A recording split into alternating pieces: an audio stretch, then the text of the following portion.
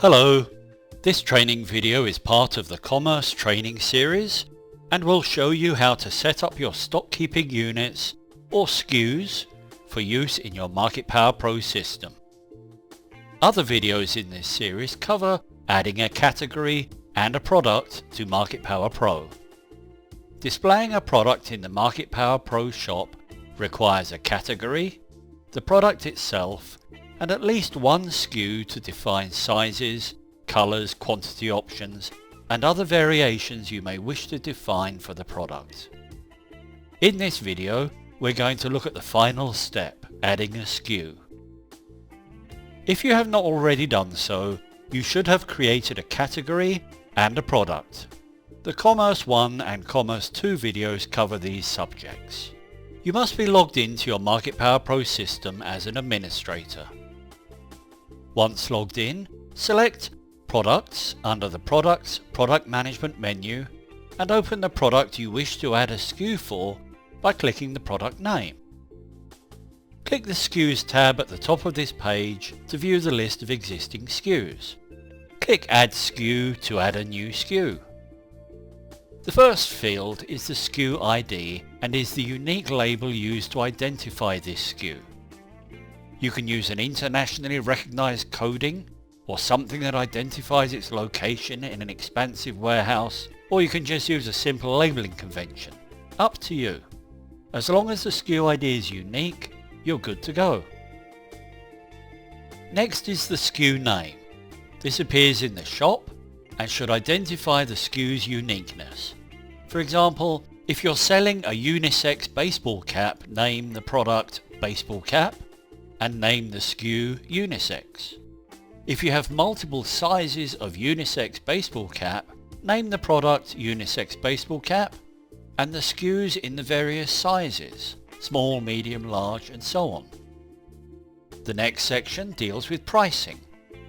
Remember, your customers are going to pay retail price and your distributors will pay wholesale price.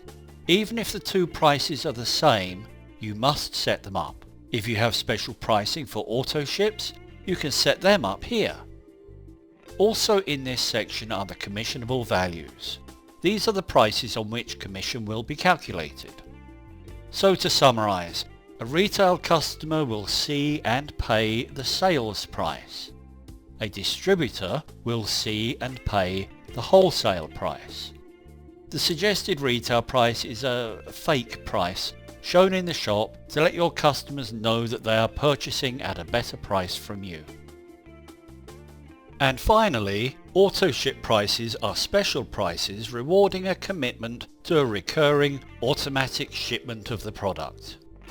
Now, all of these prices can be the same, but typically a customer will visit a distributor's replicated website, make the retail purchase, and the distributor will receive the difference between retail and wholesale as part of their commission payment. A distributor could also log into their back office and purchase the product at the wholesale price, then deliver it to their customer and collect the retail price, keeping the difference as their profit. My demonstration site does not have a compensation plan yet, so currently all of the commission types are displayed. Once your compensation plan has been programmed, we'll remove those that are not relevant. Okay, let's do this. Set the sales price, the price a customer will see and pay. Set the suggested retail price. This may be higher or equal to the sales price, depending on your philosophy with regards to enticing customers to pay for a great deal. Set the wholesale price. Sometimes the same as the sales price, but usually a lower price. Remember, the distributor will receive the difference between these two prices, either by collecting it from their customer or as part of the next commission payment. Set the auto ship pricing if this product is available for auto ship. Again, you can set a price paid by your distributor and a price paid by your retail customer. The taxable amount is a percentage of the price of the product that should be taxed. In almost all cases, this will always be 100%. But if you know that part of the product is tax exempt, you can define the percentage of the price on which to charge tax. On the subject of sales tax, you are able to set up your own tax tables, covered in a separate training video, or you can engage the services of a third-party company, like Avalara. If you are integrated with Avalara, they will provide you with a unique code for each of your products that you can enter into the next field.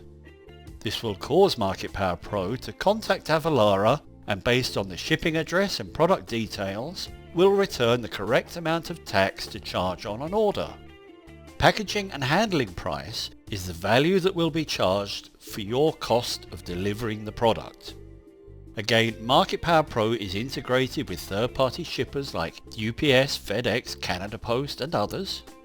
If you have an account with one of these integrated shippers, you can add your details to automatically calculate the correct shipping charges.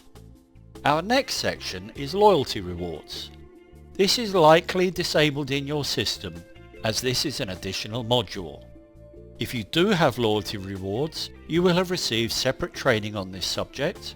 The section will be enabled and you will already know what to do here. The next section, Commission Values, allows you to set the value that will be passed into the commission calculation process. For example, product A sold for $100 has a production cost of $20, and product B, also sold for $100, has a production cost of $80. There is a risk that product B will pay more in commission than your cost of goods will allow. By adjusting the commissionable value to say, well, let's say $50, the commission calculation will pay half as much. This is something that your sales consultant and compensation manager will have discussed with you prior to programming the compensation plan. As mentioned, the irrelevant options will be removed once we have programmed your compensation plan. From here down, there are a number of options. Most cover custom features programmed specifically for you, some affect certain compensation plan bonuses, and some are quite important. To avoid confusion, I'm only going to mention the important items.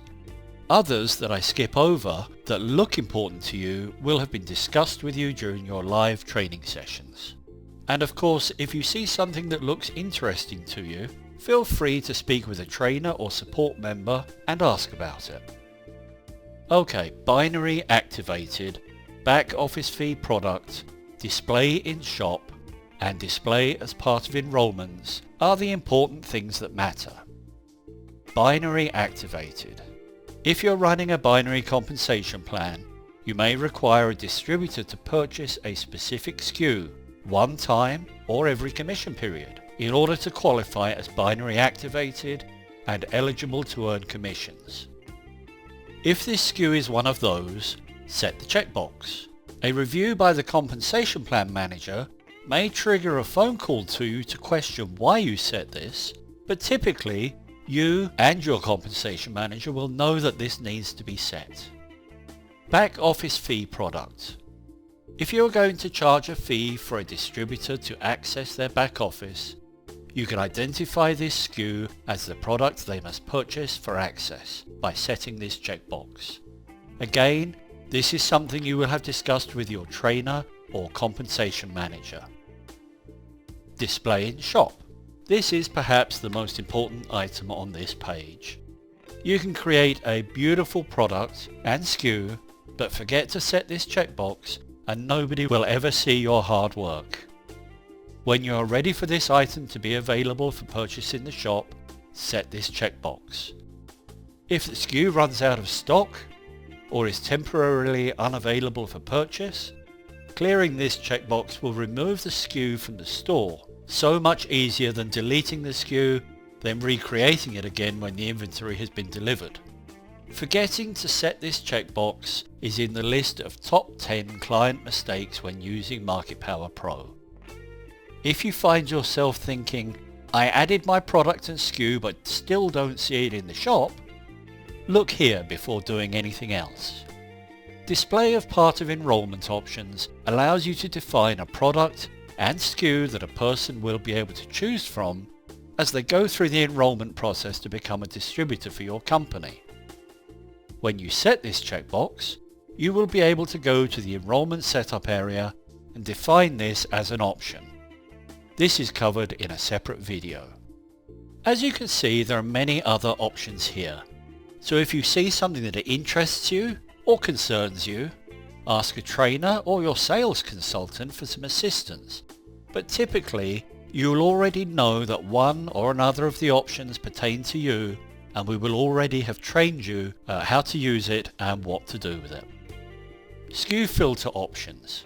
By default, everyone that visits the shop will see this skew, but you may want only distributors to see and purchase it, or another subset of visitors from logged-in customers, distributors and anonymous visitors. Set the radio button to the setting you would like. Again, this is typically everyone, but you may have a specific requirement. Under cart settings, you can set a checkbox to allow the purchase of the product. Set by default, if you uncheck this item, your visitors will be able to view this skew in the shop, but not be able to actually add it to their cart and purchase it. Another way of handling an out-of-stock situation that allows the product to still be visible in the store. If you are going to set this skew up as a recurring shipment or auto-ship product, set this checkbox, and when you create this skew, a tab is included for you to define the options. Must be binary activated identifies that this product requires a previous purchase of a different binary activation product in order to allow purchase of this skew. Allow on distributor support page will make it possible for a distributor to include a link to this product on their support page. Distributor support pages are covered in a separate training video. Finally, enter a description for this skew. Review your settings and click Apply to create your new skew. Now that the skew has been created with its basic settings, you will notice at the top of the page a number of tabs have been added. Let's take a look at them. Scheduling information allows you to define when this skew is visible in the shop.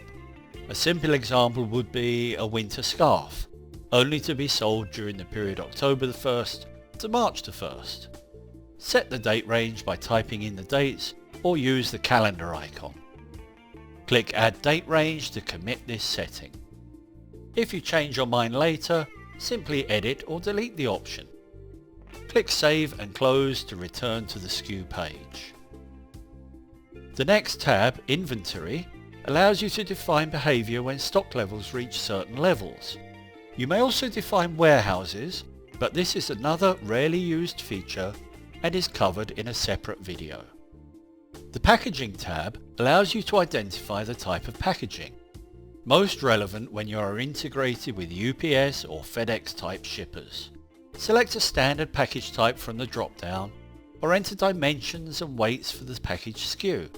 This information will be passed to your shipper to calculate shipping rates. The Additional Information tab will contain custom programmed items and is not covered here. You will have been trained separately if there is something here that you need to handle. The Receipt Page Display tab allows you to define additional information that will be included in a customer's receipt when they purchase this skew. You can use this editing tool as a WYSIWYG editor, or you can select HTML and insert code that pulls in information from elsewhere. For example, a protected video if you sell training courses. Set the checkbox Show on Receipt Page to enable this insert.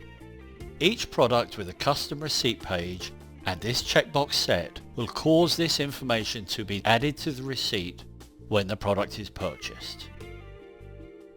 The Volume Update History tab is informational only and includes details of any volume updates applied to this product. Lastly, Associated Skew. You have the ability to define a skew that triggers the purchase of another skew or associated skew. For example, you may have an initial spa products pack and a monthly shipment of refill items to go with the pack. Select the auto ship product from the list and set the various options, then click Add. These options are association. You may associate another SKU for AutoShip when this product is purchased via the enrollment process, or it may be purchased through the shop. Frequency. Set the shipping frequency for the associated SKU to either weekly or monthly. Billing allows you to bill now or bill later. If you select Bill Now, the actual product and the first recurring AutoShip will be paid for on this order. Bill Later will defer the payment for the AutoShip component until the first shipping date. Set the quantity to be included as part of the AutoShip, then select either Mandatory or Optional from the next drop-down. Mandatory simply means that the purchaser is committing to the AutoShip when they purchase the initial product, and Optional indeed means that they can purchase the initial product and choose whether they want the recurring AutoShip as well. Finally, click Add to add this option. The list below displays all of the associated SKUs that have been set up. To remove any of them, click the Delete button beside the item in question. Click Save and Close to return to the product page. Congratulations! You have added a SKU to MarketPowerPRO. This was the third and final part of the Commerce Training Adding a Product series. You will have successfully created a category and set appropriate permissions, see Commerce 1. Then you added a product and set display and other options, that was in the video Commerce 2. And finally, in this video, you have added your SKU.